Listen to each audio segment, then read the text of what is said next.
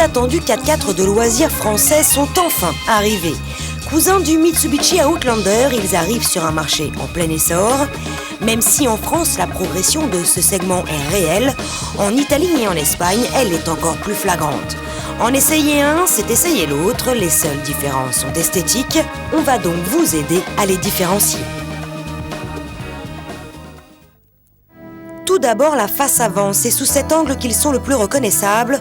Chacun a adopté sa calandre identifiable et à Motors TV, on avoue avoir une préférence pour le C-Crosser. À l'arrière, la différenciation est plus difficile, baguette chromée pour le 4007, contre-couleur carrosserie pour le Citroën qui lui opte pour des feux à diode. Et enfin, de profil, là, ça se complique. Les jantes sont le meilleur moyen de faire la différence, même si le C-Crosser affiche son nom sur le montant de la porte arrière.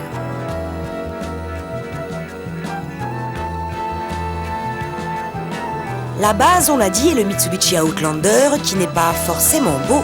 Du coup, la liberté de création est assez limitée. Pour Peugeot, il fallait surtout marquer son territoire. Le 4007 adopte ainsi la fameuse grosse gueule que tous les modèles du Lion possèdent. Son allure est beaucoup plus proche d'un break rehaussé que d'un véritable SUV. Massif, pas très élégant, c'est une question de goût et de couleur, on ne va donc pas en discuter. Le Citroën C-Crosser lui arbore une face avant plus affinée, un dessin de jantes plus joli et innovant, mais mis à part ça, ce ne sera pas évident pour ces SUV de se démarquer d'un Toyota RAV4 ou d'un Freelander 2, par exemple.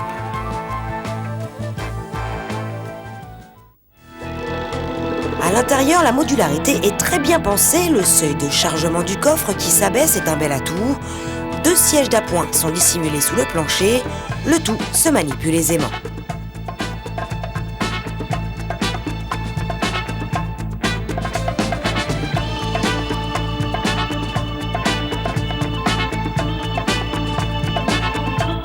Bel héritage aussi de l'Outlander, la caméra de recul, l'ordinateur de bord et le GPS à écran tactile.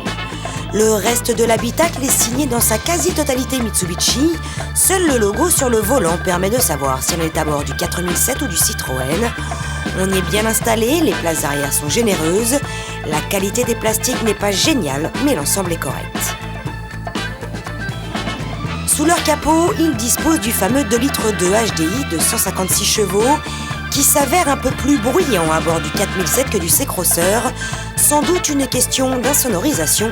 C'est sur ce genre de détails que ces deux voitures peuvent se différencier, ou plutôt se démarquer l'une de l'autre.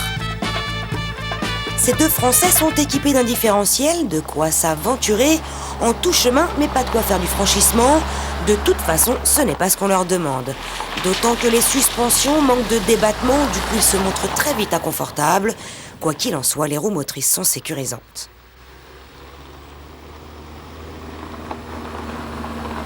Sur route aussi, ce sont exactement les mêmes. La position de conduite est correcte, la prise de roulis maîtrisée, tant que l'on ne le brusque pas. En revanche, la commande de boîte accroche un peu, le moteur diesel, lui, leur sied parfaitement. Dans l'ensemble, se sent bien à bord. Créer des SUV français, c'est un pari osé, la concurrence est rude et performante. Les 4007 et C-Crosser vont devoir se battre, et choisir entre l'un ou l'autre n'est qu'une affaire de goût.